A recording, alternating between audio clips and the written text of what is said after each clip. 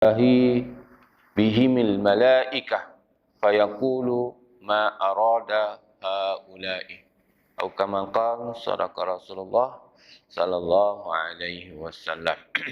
Daripada Ibnu Musayyab, ia berkata, Sayyidatina Aisyah radhiyallahu anha berkata, sesungguhnya Rasulullah sallallahu alaihi wasallam ada bersabda, di antara hari yang Allah banyak membebaskan seseorang dari api neraka adalah hari Arafah. Allah mendekati mereka, lalu Allah membanggakan mereka dengan menunjukkan keutamaan kepada para malaikat. Kemudian Allah berfirman, apa yang diinginkan oleh mereka akan dikabulkan oleh Allah SWT. Masya Allah. Jadi tuan-tuan, ambil peluang. Ada masa lagi sementara kita berada alhamdulillah di penghujung waktu Arafah yang hakiki di di Mekah sana, sehingga waktu subuh 10 Zulhijjah. Yang ini kalau ikut jadual ini, mereka jemaah haji kita sekarang berada di Muzdalifah. Tengah malam ni. Mereka sedang tengah bergerak untuk ke Muzdalifah untuk bermabit di Muzdalifah. Duduk di Muzdalifah, ambil batu. Sunat ambil batu. Walaupun dah ada setengah-setengah package, dia dah ada batu yang telah disediakan. Tapi sunat ambil batu untuk melontar kepada Aqabah pada 10 hari bulan 7 batu, kemudian pada hari Tasyrik 11, 12 dan 13, tiga itu dengan 7, 21 semua sekali lebih kurang 100 biji batu untuk dilaksanakan oleh jemaah haji dalam wajib haji, dalam manasik haji. Jadi kita ni berpeluang, oleh itu tidak ada doa yang paling mustajab bagi hamba Allah di atas muka bumi kecuali iaitu pada hari Arafah. Maka kita jangan tinggal doa yang diajarkan oleh Nabi SAW apabila waktu Arafah. Selain kita minta Allahumma a'ti riqabana minan nar, ya Allah, kau bebaskan kami dari api neraka. Jangan lupa kita minta Allahumma ajirna minan nar pun bagus, yang selalu lepas sembahyang tadi. Tapi jangan lupa bahasa Melayu kita sebut, ya Allah, bebaskan kita daripada api neraka. Kita banyak dosa tuan-tuan, kita banyak dosa. Minta supaya Allah pilih kita antara hamba-Nya yang berdosa ini dibebaskan dari api neraka. Jangan lupa. Mungkin kita banyak fikir nak beli ketupat, nak beli kelonsong, nak cari daging, nak mantai dan sebagainya. Itu tak salah. Tapi jangan lupa, kita masih lagi ada waktu untuk minta peluang kepada Allah agar kita dibebaskan dari api neraka. Kemudian jangan tinggal doa waktu-waktu Arafah ini, iaitu doa yang mustajab, yang Allah Ta'ala angkat terus. Allah Ta'ala turun, kalau ikut dalam hadis Nabi SAW, Allah turun ke langit dunia. Kalau kita Lailatul Qadar, tuan-tuan, malaikat Jibril yang turun. Tapi bila waktu Arafah, Allah sendiri yang melihat. Jadi jangan tinggal doa la ilaha illallah wahdahu la syarikalah lahul mulku wa lahul hamdu yuhyi wa yumit wa huwa ala kulli syai'in qadir.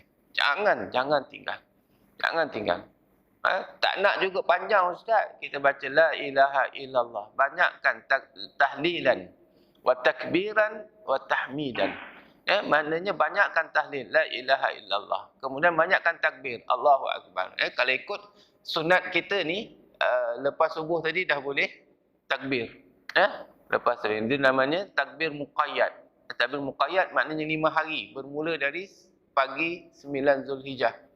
Pagi 9 Zulhijjah. Imam tak buat, jangan kata imam lupa ke. Tuan-tuan, jangan macam tu. Ni cari salah orang nampak. Kalau lupa, buat sendirilah. Kan? Yang ingat.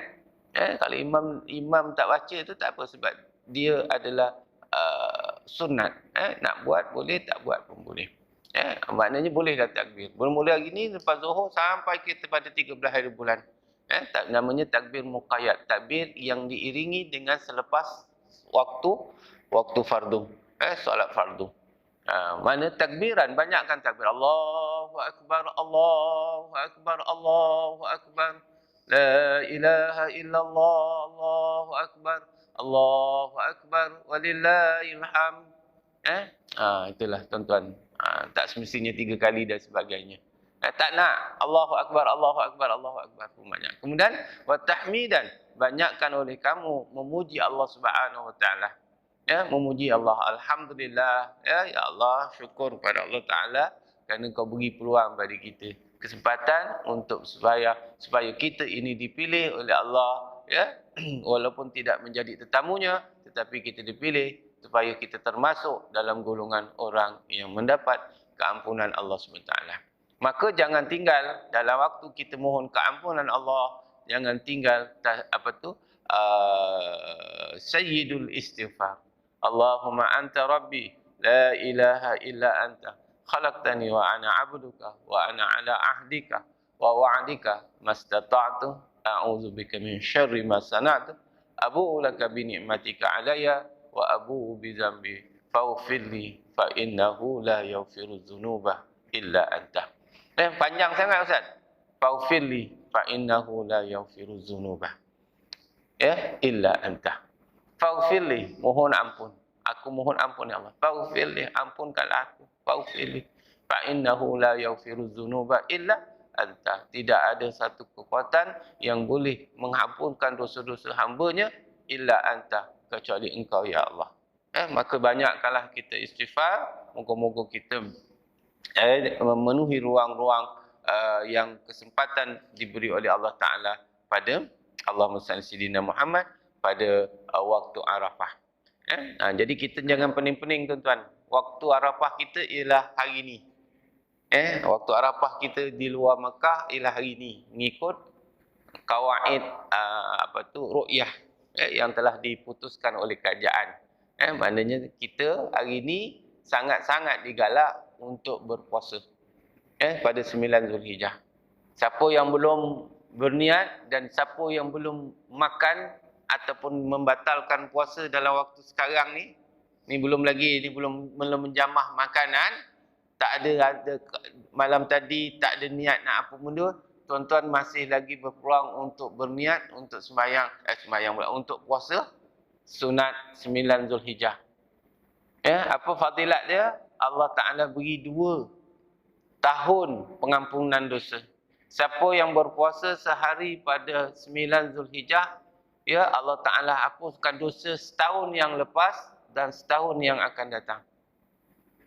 Tuan-tuan, jadi jangan lupa untuk kita berpuasa ini lagi. Berpuasa ini lagi. Sibuk macam mana pun kita nak cari lemang ke, nak buluh lemang ke, kita nak cari ayam ke apa ke, kita nak masak apa pun, jangan lupa untuk berpuasa hari ini. Hari ini. Jadi saya galakkan kepada yang belum menjamah makanan ataupun walaupun tak sahur tuan-tuan, cubalah bertahan dahulu berniat untuk berpuasa pada hari ini. Kecuali kita ada uzur. Kalau kita tak mampu nak berpuasa pada hari ini tuan-tuan, kita sebab ada uzur syar'i, maka ada satu kaedah yang boleh menyamai orang yang berpuasa. Apa dia? Memberi makan bagi orang yang berbuka pada hari ini. Kerana orang yang memberi makan bagi orang yang berbuka, pahalanya sama seperti orang yang berpuasa. Jadi tuan-tuan, ada peluang. Banyak jalan-jalan untuk kita mendapat keuntungan di dunia maupun di akhirat. Kalau kita faham. Tatafakkarun ulul albab. Itu dia. Jangan kita lupa dalam kita mendapat nikmat daripada Allah Subhanahu Wa Taala. Dan Allahumma salli sayyidina Muhammad, jangan sampai kita lupa untuk bahagian kita. Dan insya-Allah besok siapa yang mengambil bahagian korban tahniah, kita ucapkan kerana itulah amalan yang paling disukai oleh Allah Subhanahu Wa Taala pada hari nahar. Min iraqatid damin, iaitu menumpahkan darah korban. Yang ini menyembelih binatang korban. Tahniah yang masuk bahagianlah. Yang tak masuk bahagian macam mana? Yang tak masuk bahagian. Yang tak mau sebahagian, tunggu daging lah Ustaz. Itulah otak kita, pemikiran kita, asyik tahu nunggu daging je. Tak dapat daging, komplain. Sini berapa ekor Haji? Berapa? Alhamdulillah 15. Banyak tu. 15 ekor. Oh ya. Itu bagi orang yang nunggu daging. Banyak tu. Wah. Ini kalau tolong ni dapat perut ni. Oh, dapat ekor ni. Ini kalau tolong. Dia ada niat nak dapat. Maka haram. Orang yang menolong tidak boleh mengambil bahagian korban sebagai upah. Siapa yang dah ambil sebelum ini sebagai upah, berdosa. Wajib qada, ganti balik bahagian yang diambil. Jadi sampai petugas-petugas yang bersukarela, sama ada secara sukarela ataupun diberitahu oleh pihak pengurusan, jangan ada niat nak ambil bahagian-bahagian daripada binatang korban sebagai upah. Haram. Ya, bukan berkat, haram. Jadi kalau tugas, apa yang diberi oleh pihak pengurusan, walaupun sekilo, walaupun hanya lemak, itulah bahagian kita. Jangan sibuk untuk nak cop. Ni nak kepala lah, nak ekor lah, nak inilah. Ni bertahun-tahun buat korban. Dengar lagi banyak, lagi seronok. Lagi seronok nak berebut. Tuan-tuan, kita bukan hak untuk mengambil. Itu kena ingat tu. Walaupun pengagihannya lah 1/3, 1/3, 1/3. 1/3 fakir miskin, 1/3 peserta korban, 1/3 hadiah kepada orang awam. Jadi kita dapat 1/3 tu bukan 1/3 banyak tu. Daripada 1/3 itu kepada orang awam ramai-ramai. Jadi kalau tak dapat, tak payah nak komplain. Kita duduk kat sini, orang sebelah dapat, kita tak dapat, 15 ekor kau. Bunyi. Kena tuan-tuan kena sedar. Kita ni untuk merasa. Tahu rasa? Tahu rasa? Rasa tak tahu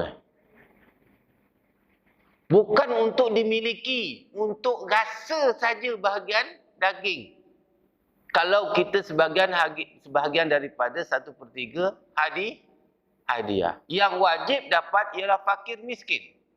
Tuan-tuan, saya nak buat satu conclusion, satu kira-kiraan dalam bab korban ni. 1/3 ialah bahagian fakir miskin. Itu wajib. Dia berhak mendapat 1/3. Lebih lagi bagus. Kadang-kadang bila kita buat semakan, tuan-tuan, fakir miskin dapat sekilo.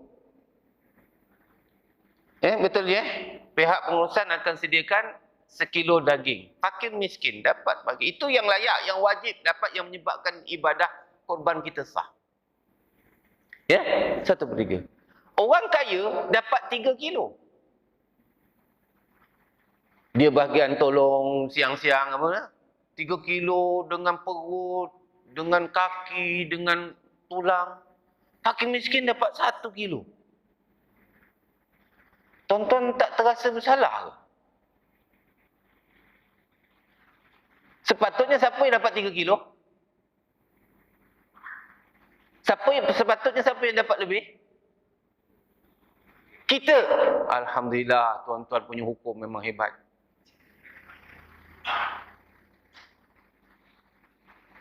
Ini kena ingat ni. Pasal tak tahun kita buat korban ni, kadang-kadang yang berlemah lah, orang kata yang berlemah, yang penat ni kan, yang tukang-tukang tarik lembu apa benda ni kan, tukang cincang tu apa, meringkik dia bawa balik.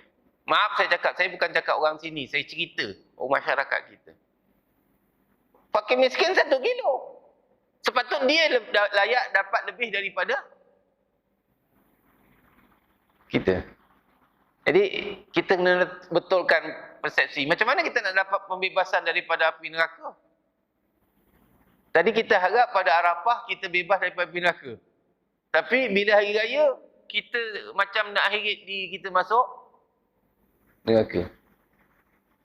Kalau pihak pengurusan bagi kita sekilo tu dah, tak payah. Ini sebagai renungan dan ingatan. Tuan-tuan rajin, alhamdulillah, tahniah tuan-tuan kerana rajin nak tolong, nak bantu dalam menguruskan ibadah korban. Tuan-tuan, ini ingat ya, bila lembu yang ada untuk hari raya korban bukan kenduri. Ia adalah ibadah. Fasalli li rabbika wanhar. Itu Allah Taala anjurkan dalam Quran. Dalam suratul Kausar. Beribadahlah kamu, salatlah kamu, fasalli li rabbika, kerana Tuhan kamu, wanhar, dan berkorbanlah.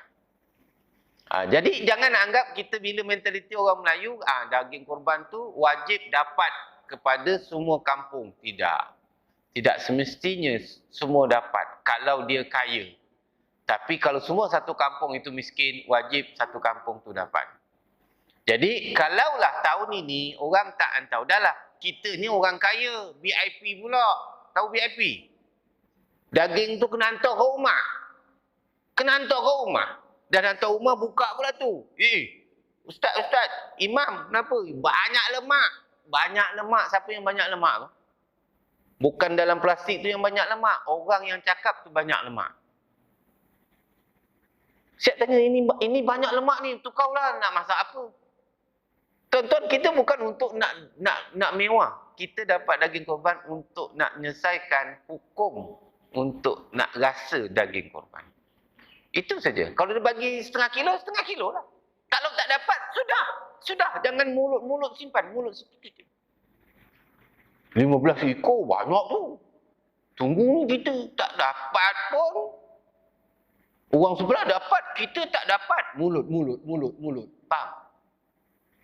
Padahal dia hari-hari makan daging. Daging prapet lah, daging masak hitam lah, rendang lah. Tapi daging korban tak dapat, bising. Kalau bising nak dapat daging korban, masuk bahagian korban, confirm dapat 1/3. Confirm, yang itu memang dapat, jangan risau. Ini mentaliti orang kita tuan-tuan. Jadi kalau tak dapat daging korban tuan-tuan, jangan bising, jangan komplain, jangan hiuh satu kambang. Ini siap masuk dengan Twitter, masuk dalam WhatsApp. Apalah masjid, banyak lu. Kita pun tak rasa daging korban. Tanya dia dulu, masa bulan puasa tu dia bayar zakat ke dia terima zakat? Pihak pengurusan dia ada bancian kan? Ada senarai fakir miskin Berapa ramai je? Kalau di kampung ni lebih kurang. Campurlah semua karya tu. Berapa? Lebih kurang. 100. Maknanya semua bagi kat dia pun tak apa. 100. Kalau lembu tu katakan 60 lah sekilo 60 bagi 3 kali dengan 3. 60 tu lebih kurang dalam 3 kilo lah. 1/3 tu kan? 1/3. Mana? 60 bagi 3 maknanya 20 kilo. 1 ekor. Kali dengan 13. Maknanya 20 kali 13. Maknanya 260 kilo. 260 kilo tu bagi kat 100 orang tu. Bagi. Biar dia lebih. Jangan orang kaya yang lebih. Jadi orang kaya kalau tak dapat, jangan bising. Sebab bukan dia wajib dapat. Dia hadiah aja. Kalau dia tak dapat, pergilah kedai, beli. Apa cerita? Sebab dia mampu beli. Ada orang tanya, Ustaz, kat kampung saya ada 2 orang aja fakir miskin. 2 orang aja. Ni daging banyak. Semua bagi dia dah. Walaupun dia orang, itu hak dia. Kalau seorang dapat 10 kilo, memang layak dia dapat 10 kilo. Apa yang kena nak irati? Dia dapat 10 kilo. Memanglah dia wajib dapat. Walaupun dia 2 orang aja. Jangan irati dia dapat lebih. Sebab itu hak dia. Itu hak yang wajib. Kita ni dapat yang harus. Harus ni maksudnya boleh dapat atau boleh tak dapat. Kalau dapat, alhamdulillah kita makan. Walaupun hanya dapat secubit. Contohnya pihak pengurusan nak bagi semua rasa seorang secubit. Secubit nak masak apa, Ustaz? Dia tanya nak masak apa? Kita bukan suruh makan buat nak makan untuk jadi kenduri. Kamu rasa sudahlah, rebus je, cecah dengan air. Asam, habis cerita. Ataupun iris buat kencah. Itu je dia. Janganlah bising. Stop je, Ustaz. Stop itu je cukup. Sebab kita bukan orang yang wajib menerima. Kena ingat tu tuan-tuan. Kita jangan terlalu gairah, biar ada banyak, biar ada sikit. Yang mustahak, agihan itu mesti menepati syariat. Jangan kita terlepas pandang. Walaupun pihak pengurusan cuba nak buat yang terbaik, cuba nak bagi semua rasa, jadi dapat berapa tu, alhamdulillah. Kena ingat tuan-tuan, kita jangan sampai lebih daripada orang fakir miskin yang layak mendapat. Ini je. Kalau dah dapat satu bungkus daripada orang lain, contoh surau lain dah bagi, kita nak bagi juga, beritahu, Ji, minta maaf, dah ada dah. Jadikan jujur.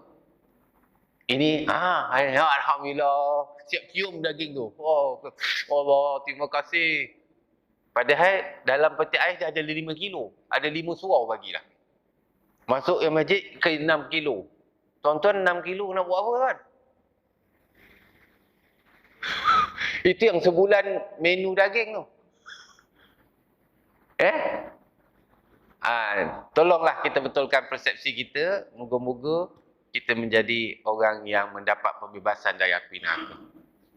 Jadi tahniah lagi sekali saya ucapkan pada pihak pengurusan masjid dan juga peserta-peserta korban yang berusaha untuk melaksanakan korban. InsyaAllah tahun depan mungkin menambah lagi daripada 13. Dengan syarat tuan-tuan yang ada di sini dan perempuan menabung. Kalau tahun ni kita tak dapat, mungkin ada hal-hal yang kita tak boleh nak. Mulai Muharram, tabung. Sebulan 100.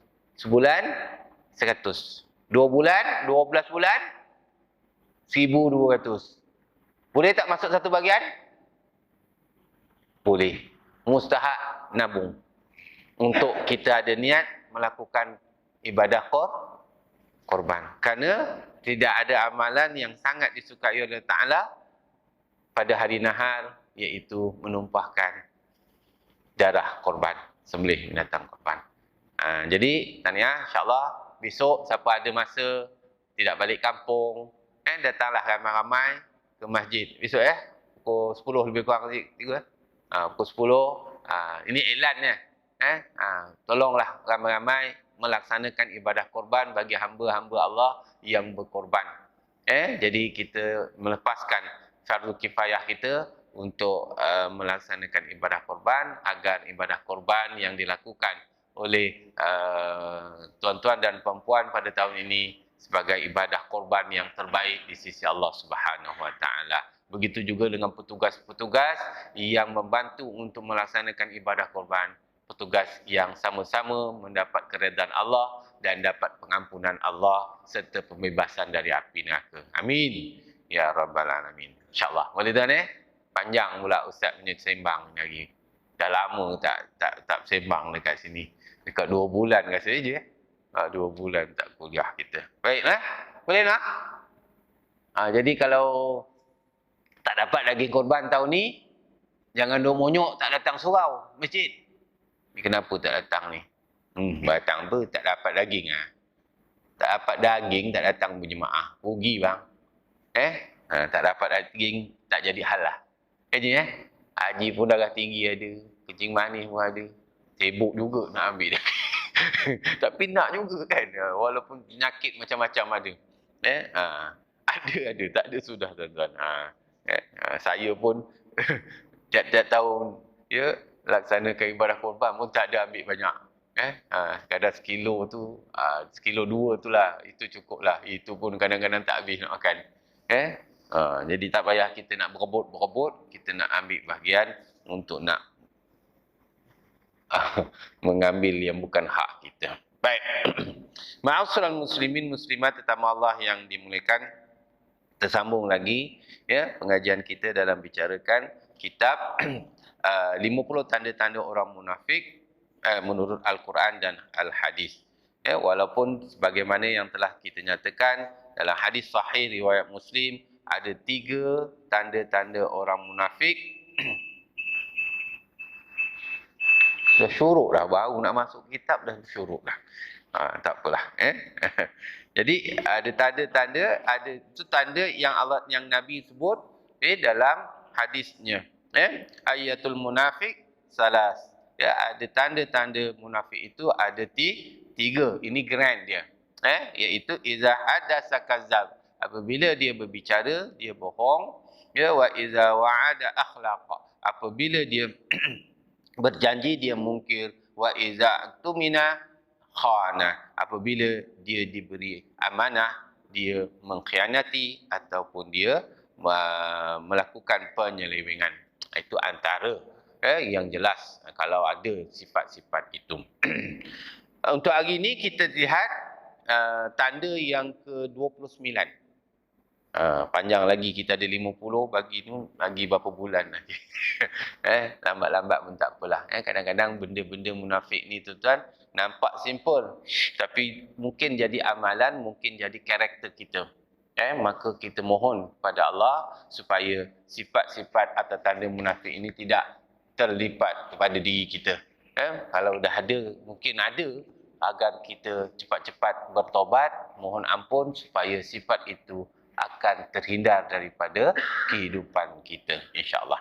Baik, tanda ataupun tanda yang ke-29 tentang 50 tanda-tanda orang munafik, iaitu membuka rahsia orang lain. Membuka rahsia orang lain. Yang ke-29. Kita ni dapat rahsia, kita ni. Sebab itu Nabi SAW dia ada dua yang pemegang rahsia. Dua pemegang rahsia. Satu Abdullah, Allahumma salli ala sayyidina Muhammad. Satu Khuzaifah, satu lagi Allahu akbar kabira subhanallah. Ibnu Mas'ud. Dua. Satu Ibnu Mas'ud, satu Khuzaifah. Ibnu Mas'ud, tugasnya, rahsia dia simpan rahsia Nabi yang berkaitan dengan urusan pentadbiran Nabi. Yang Khuzaifah, dia punya pemegang rahsia, iaitu memegang senarai golongan penama-penama munafik di kalangan umat Islam di Madinah. Dua ni. Maknanya kalau kita dalam segi pentadbiran tuan-tuan, kadang-kadang orang-orang besar ni tuan-tuan, dia ada nama setiausaha sulit. Setiausaha sulit. Penyimpan rahsia. Sebab itu dalam kerajaan pun, raja-raja dia ada penyimpan mohon besar, raja-raja. Dia yang umum puasa, dia umum raya, dia umum Zulhijjah dan sebagainya. Kerjanya setahun 3 kali je. 3 kali. Jangan itu dia umum, sebenarnya kerja dia lagi banyak, sebab rahsia negara dia simpan. Rahsia berkenaan dengan raja-raja, apabila berlakulah sesuatu konflik, maka dialah berkuasa untuk menjelaskan bahawa ini adalah autoriti yang boleh klaim daulat ataupun kenegaraan sebuah negara. Itu mohon besar raja-raja. Besar dia punya maknanya kita bila diberikan amanah dalam memegang rahsia, pastikan jangan sampai kita menceritakan rahsia itu kepada orang yang tidak sepatutnya. Dua tadi sahabat Nabi, Ibnu Mas'ud dengan Khuzaifah. Sebab itu Khuzaifah tuan-tuan pernah ditanya oleh Sayyidina Umar. Sayyidina Umar tentang senarai nama orang munafik. Seorang munafik. Ini memang sahabat Nabi, dua orang ni memang tak pecah di mulut. Kalau kata orang tu, biar pecah biar pecah di perut, jangan pecah di mulut. Kita ni mulut dah sebarai dah. Bau perut terpecah. Kita ni, kita tak, susah nak simpan rahsia.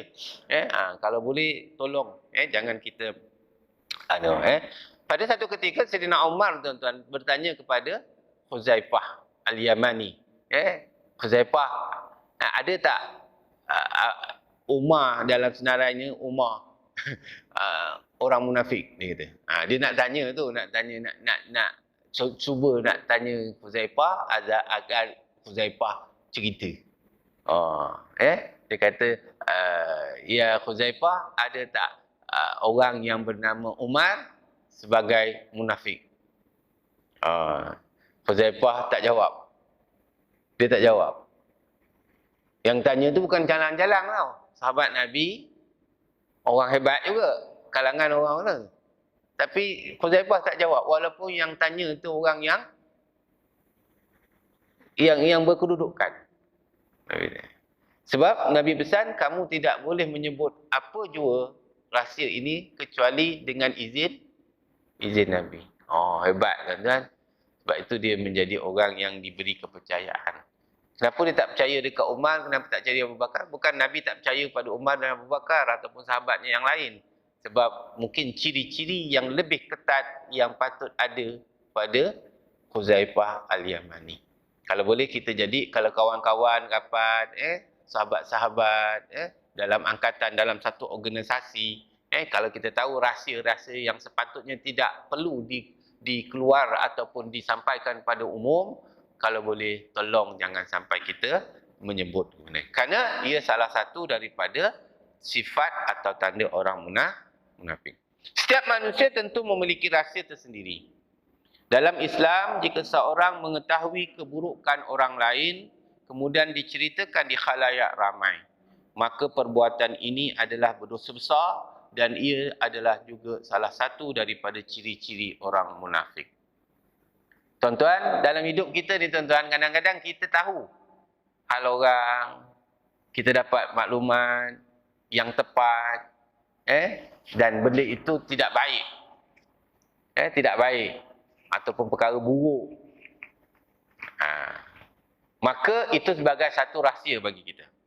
Itu amanah yang mana rahsia itu jangan sampai kita sebarkan. Kita tahu, kita kenal. Contoh macam kawan baik kita duduk dekat asrama, mungkin dulu dekat kolej, tidur sekali. Kita tahulah apa perangai dia kan. Kita tahu perangai. Maka kita jangan mudah nak, kata orang tu, sembang buruk. Orang tanya, kau kenal tak sekian-sekian? Siapa? Situ. Kau nampak je baik tu. Kita selalu gitu kan? Tu boleh tahan tu. Malas semayang tu. Aku kenal dia, aku tidur dengan dia. Ini nampak dia rajin, tu nampak je rajin tu. Kita suka. Kadang-kadang kita bangga, kita seronok. Rupanya hari itu kita dah jadi munafik. Kalau dia tak rajin semayang, dia kat luar semayang, sekurangnya dia semayang, apa kita nak cerita? Kan? Kecuali yang tanya itu pihak mahkamah ataupun pihak yang berkuasa untuk nak mendapatkan keadilan. Itu boleh cerita. Kalau tidak, aku tak tahulah. Takkan kau duduk sekali tak tahu? Aku tahu, tapi tak apalah. Kau tahu, tanya dia sendirilah. Kan? Biasanya orang yang suka menceritakan hal keburukan orang lain, sebenarnya dia dendam dengan orang tu. Ada dendam. Tuan-tuan ingat, Nabi pesan, orang yang ada dendam walaupun sebesar zarah di kalangan umat Islam, tak masuk syurga. Kita suka nak cerita buruk orang ni tuan-tuan, sebab kita ada marah dengan dia. Kita ada sesuatu yang kurang senang. Itu punca kita cerita buruk orang kepada orang lain. Dia bukan penyedap cerita, tapi kita nak cerita supaya dia ni dibenci. Itu matlamat. Sebab itu kita cerita buruk orang. Tuan-tuan kita nak cerita baik orang ni tuan-tuan, sikit. Tapi yang buruk banyak. Nak tahu dia cerita buruk, dia tanya, Haji kenal si si sekian-sekian. Kenal. Okey ke dia? Okey lah. Adalah tu kan? Okey lah. Tapi, dia ada tapi lagi tu. Kau dah okey lah. Apa pula tapi lagi kan? Tapi dia nak tapi juga lah. Ya. Tapi, kau hati-hati. Apa? Dia kan nampak okey. Yalah, kau tak tahu. Dia start dah tu, start. Faham tak je? Padahal kita yang lagi teruk daripada dia sebenarnya. Ya? Jadi tuan-tuan, sekiranya kita tahu seseorang itu, kita kenal seseorang dan kita tahu rahsia mereka, tolong simpan rahsia itu sebagaimana telah Nabi ajar kepada sahabat, iaitu Ibnu Mas'ud dan juga Khuzaifah. Tutup mulut kita, jangan cerita banyak. Sebab itu ada pepatah orang Melayu, tuan-tuan. Dia kata, apabila kamu masuk ke rumah orang sebagai tetamu, hendaklah kamu muliakan dia sebagai tuan rumah dan kamu terimalah dia layanan apa yang dibagi. Tetapi apabila kamu keluar daripada rumahnya, hendaklah kamu pekakkan telinga, butakan mata, bisukan mulut.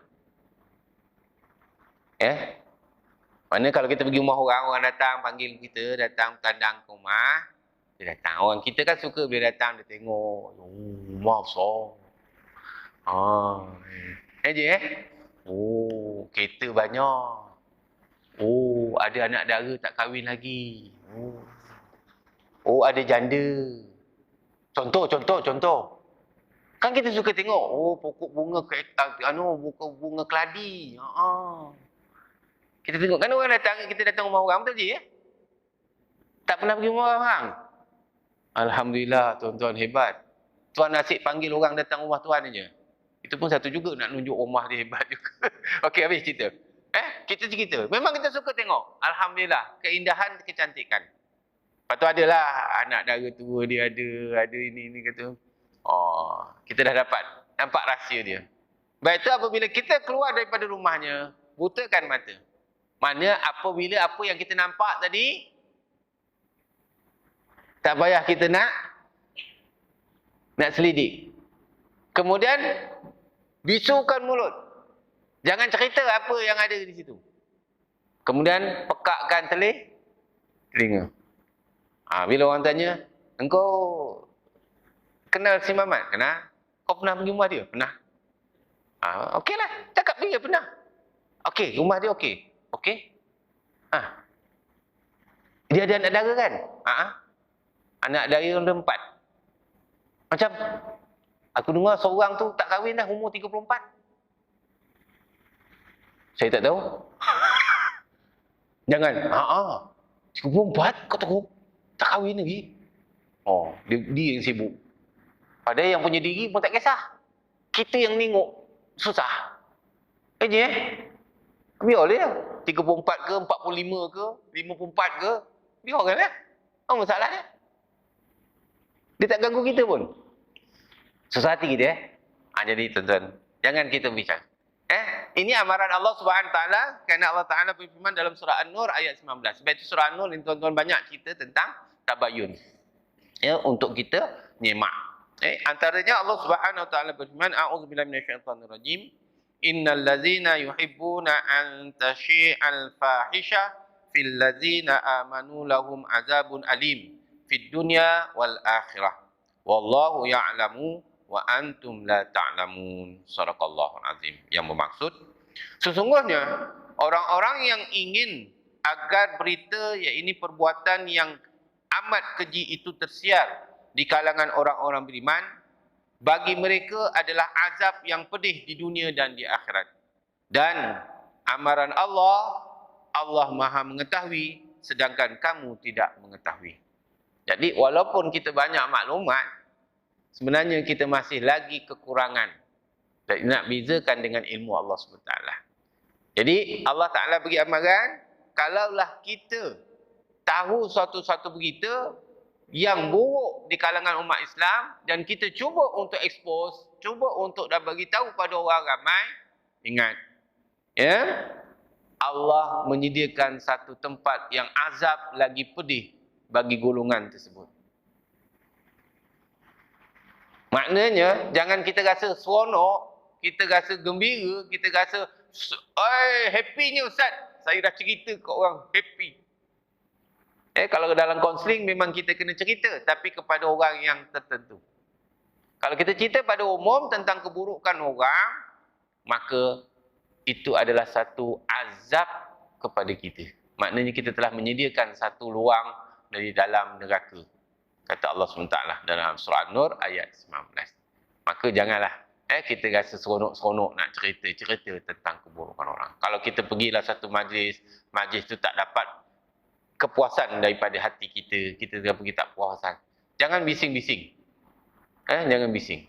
Kita telan saja. Bila ada peluang, kita jumpa dengan tuan rumah, cakap, tuan nampak tadi majlis tuan ada sikit kepincangan. Apa dia? Ada karaoke sampai malam. Ada karaoke sampai malam. Majlis, tengok Abang Haji pun pegang mikrofon juga, boleh tahan juga. Oh, gian kan? Dah lama, 2 tahun tak boleh nak berkaraoke. Jadi ada majlis tu, kan majlis-majlis kita, majlis kerajaan kita ni, karaoke jarang tak ada. Kan? Bukan apalah Ustaz, penat-penat orang rewang-rewang tu boleh lepaskan geram. Dia bagi ruang. Kita pun pakai kepiah nyanyi je. Di tepi pantai yang indah. Yalah, pakai kepiah. Dia lupa kepiah. Tapi boleh kata dia memang minat, nak kata apa. Maka nampaklah kecacatan di situ. Majlis tu majlis barakah. Tapi diselangi dengan sesuatu yang kurang. Mendatangkan faedah, maka kalau boleh kita elakkan. Kita tegurlah tuan rumah, Tuan Haji, kan, selalu datang kuliah, kan. Ini bila buat majlis ni, kalau boleh yang tu, bab tadi tu, faham tak je? Bab karaoke, tak payahlah. Jumpakan dia, jangan kata, tak padan Haji tu, jemaah tak tinggal. Sekali anak dia kahwin, ya Allah, dia suruh orang karaoke. Nampak tak? Itu selalu yang kita lakukan. Kita boleh jumpa dia, beritahu. Jangan kita nak cerita apa. Kadang-kadang kita rasa puas, seolah-olah macam, itu bukan teguran, itu antara kita nak memburukkan dia. Dia memang melakukan kesilapan, kita tahu. Dan orang silap bukan semestinya silap. Orang silap bukan mestinya jahat. Mungkin orang silap itu lebih baik daripada orang yang baik. Apabila dia bertobat daripada kesilapan. Kita tak sedar sebab kita anggap diri kita baik. Kita tak tahu kita banyak dosa. Dan sebab itu kita kurang bertaubat. Kenapa? Kerana kita banyak rasa kita banyak buat pahala. Alhamdulillah, kalau kita terasa banyak pahala, tapi jangan ujub. Itu namanya ujub. Mana kita rasa selesa. Sebab itu tuan-tuan, ada peluang untuk kita mohon keampunan kepada Allah, silakanlah perbanyakkan keampunan. Sebab itu Islam menyuruh umatnya agar menutup dan menjaga rahsia sesama orang Islam yang dikenali. Sedikit apa juga keburukan. Sepatutnya kita sebagai Muslim, kita kena protect, cover orang Muslim itu apabila orang menceritakan keburukan. Maknanya kita tampan. Jangan sampai orang menceritakan keburukan. Dan kita kalau boleh jangan dengar keburukan-keburukan yang diceritakan daripada kalangan orang Muslim. Kerana Nabi SAW bersabda, "Man satara ala muslimin satarahu Allahu fid dunya wal akhirah." Rawahu Muslim. Yang bermaksud, barang siapa yang dapat menutupi rahsia sesama manusia Muslim, maka Allah akan menutupi rahsianya di dunia dan juga di akhirat. Ini tuan-tuan, kelebihan bagi orang yang tidak menceritakan keburukan sesama Muslim kepada orang lain. Kenapa? Kerana di akhirat besok tuan-tuan, di padang mahsyar, di yaumul hisab, Allah akan bukakan lembaran-lembaran sejarah hidup kita bermula dari lahir sampai kita wafat. Daripada kita lahir tu, gambaran itu Allah Ta'ala akan tunjukkan kepada seluruh umat manusia di padang mahsyar dari zaman Adam sehingga zaman mutakhir. Seluruh menuntun. Kalaulah kita suka nak cerita buruk-buruk orang, Allah akan detailkan segala apa yang berlaku pada kita daripada kita lahir sampai kita wafat. Ingat, kita jangan seronok kalau kita ceritakan keburukan sesama Muslim kepada orang ramai. Kerana ada satu balasan di padang mahsyar nanti, Yaumul Hisab, hari penghitungan, Allah akan perlihatkan satu persatu. Tidak ada yang tersembunyi. Hari ini kita boleh cover, tuan-tuan. Kita boleh kontrol macho, orang kata kan. Untuk nak jaga konon kita nampak baik kan. Boleh. Tapi dekat akhirat tak boleh. Maka kalau tak naklah segala keburukan kita yang kita lakukan di dunia ini dipandang di akhirat, maka solusinya jangan cerita keburukan orang lain kepada orang ramai.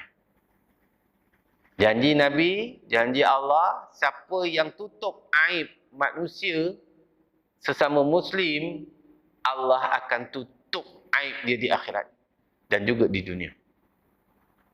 Maknanya, apa yang sensat-sensat dekat akhirat tu, sebab kita rajin tutup hal-hal keburukan orang, Allah akan skipkan yang buruk dekat akhirat. Apa dia? Allah akan paparkan yang baik-baik. Tabarakallah. Tuan-tuan, malunya kita dekat akhirat, tuan-tuan. Ni gugur ni muka kita ni, pipi-pipi kita ni, kulit-kulit ni semua akan jatuh. Itu belum masuk neraka, baru kat padang mahsyar, gugur ni, tuan. Pipi-pipi kita ni bila tengok kita buat ada satu perkara yang buruk, dipandang ni macam ditayang, slide kan? Slide yang je kan? Slide, pap. Kita tengah melakukan keburukan. Gugur muka kita tu, malu. Kat akhirat. Kita kat sini pun muka kita dah merah kan? Kalau benda-benda tak elok orang paparkan, betul tak Ji? Kita rasa, ish, mana nak sorok muka, mana nak sorok muka. Dekat dunia dia boleh pindah lah satu tempat orang tak kenal. Kat akhirat mana nak pergi? Tuan-tuan, malunya kita ketika itu dilihat oleh seluruh manusia.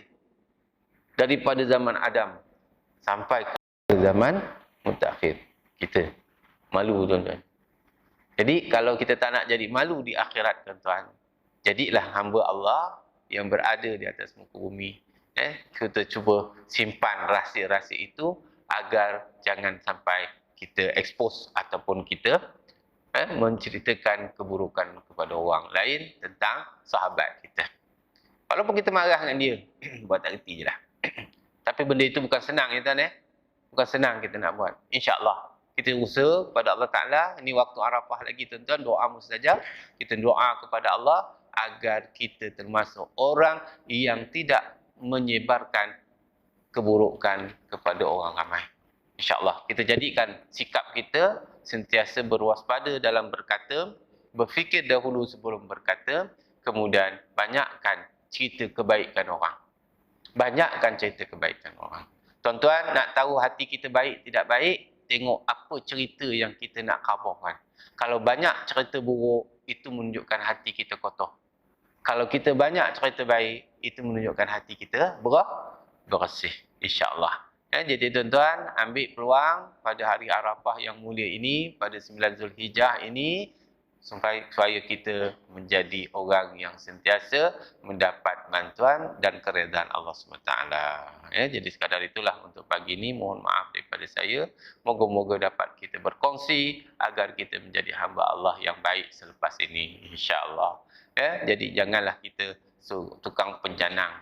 Sebab tu ada gelaran joyah lah, mak kepoh lah, ada gelaran-gelaran mulut ayam lah, mulut murai lah. Itu gelaran-gelaran yang tak sihat sebenarnya.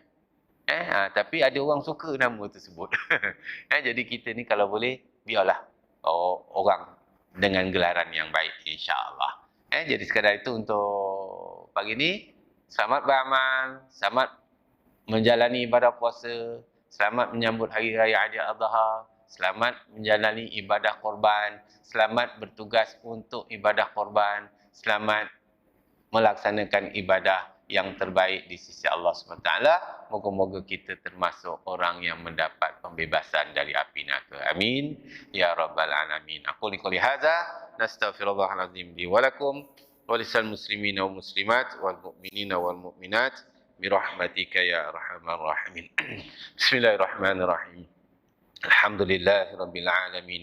Wassalatu wassalamu ala asyrafil anbiya'i wal mursalin.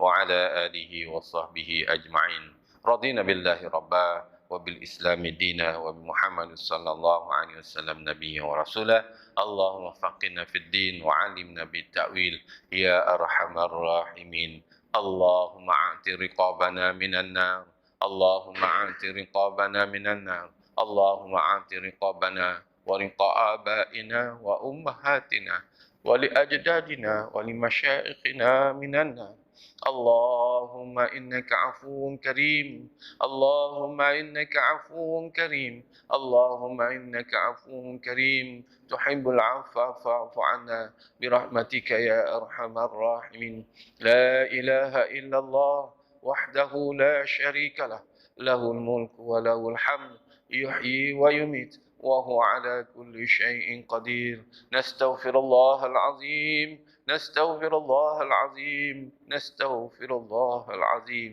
يا الله يا رحمن يا رحيم di hari Arafah yang mulia ini ya Allah kau mohon kepadamu aku mohon kepada kami memohon kepadamu ya Allah ampunkanlah dosa-dosa kami ya Allah ampunkanlah dosa kedua ibu bapa kami ya Allah ampunkanlah dosa suami isteri dan anak-anak kami ya Allah ampunkanlah dosa saudara mara kami adik-beradik kami jiran tetangga kami sahabat andai kaum muslimin dan muslimat, mukminin dan mukminat sama ada yang masih hidup maupun yang telah meninggal dunia ya Allah ya Allah ya Rahman ya Rahim kami penuh dengan dosa dan noda ya Allah kami mohon ya Allah Engkau pandanglah kami dengan rahim-Mu Engkau pandanglah kami dengan rahmat-Mu ya Allah ya Allah kami mohonkan dengan kasih sayang-Mu ya Allah Kau bebaskanlah kami dari azab api neraka-Mu ya Allah.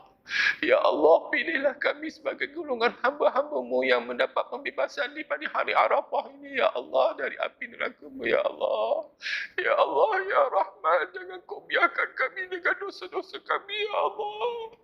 Ya Allah, lihatlah kami dengan rahmat-Mu ya Allah. Ampunkanlah dosa-dosa kami ya Allah. Bebaskanlah kami dari neraka-Mu ya Allah.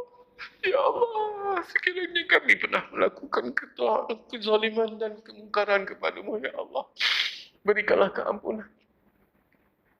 Berikanlah keampunan kepada kami ya Allah. Ya Allah, tunjukkanlah kami jalan-jalan yang lurus ya Allah. Jangan Engkau tunjukkan kami jalan-jalan yang berliku, yang menyebabkan kami kembali melakukan maksiat dan dosa kepada-Mu ya Allah. Ya Allah, berikanlah kekuatan kepada kami agar kami terus melakukan ketaatan dan ibadah kepada-Mu ya Allah. Tetapkanlah iman kami ya Allah dengan takwa ya Allah. Ya Allah, ringankanlah jasad kami dan anggota kami untuk melangkah ke masjid-masjid-Mu ya Allah. Untuk membesarkan-Mu ya Allah, untuk memberikan ketaatan kepada-Mu ya Allah. Ya Allah, jangan Kau biarkan kami dengan dosa-dosa kami yang lampau ya Allah. Jangan teruskan dosa-dosa kami yang mendatang ya Allah. Ya Arhamar Rahimin, sesungguhnya Engkau Maha mendengar lagi Maha melihat, Maha mengetahui atas hamba-hamba-Mu ya Allah. Kami pohonkan dengan keberkatan dan kemuliaan Arafah ini ya Allah. Berikanlah peluang kepada kami kebaikan dunia maupun akhirat ya Allah. Ya Allah, terima segala amalan kami ya Allah. Ibadah kami ya Allah. Puasa kami ya Allah. Sedekah kami ya Allah. Zakat kami ya Allah. Korban kami ya Allah. Ya Allah. Ya Rahman ya Rahim. Ya Allah, terimalah segala hajat kami, Ya Allah. Sembuhkanlah penyakit kepada hamba-Mu yang berpenyakit, Ya Allah. Tunaikan hajat kepada hamba-Mu yang berhajat, Ya Allah. Berikanlah kelapangan kepada hamba-Mu yang sempit, Ya Allah. Berikanlah kemudahan kepada hamba-Mu yang menghadapi kesulitan, Ya Allah. Ya Arhamar Rahimin. Rabbana zalamna anfusana wa illam taghfir lana wa tarhamna lanakunanna minal khasirin. Rabbana ighfir lana wa li ikhwanina allazina sabaquna bil iman wa la taj'al fi qulubina ghillan lil ladzina amanu. Rabbana innaka ra'ufur rahim. Rabbana taqabbal du'ana إنك أنت السميع العليم وتب علينا يا مولانا إنك أنت التواب الرحيم ربنا آتنا في الدنيا حسنة وفي الآخرة حسنة وقنا عذاب النار وقنا عذاب النار وقنا عذاب النار وصلى الله على سيدنا محمد وعلى آله وصحبه أجمعين سبحان ربك رب العزة عما يصفون والسلام على المرسلين والحمد لله رب العالمين. Kita akhir dengan tasbih kafarah dan salatul asr. Subhanakallah. Asyhadu an la ilaha illa anta. Bismillahirrahmanirrahim. Wal 'asr.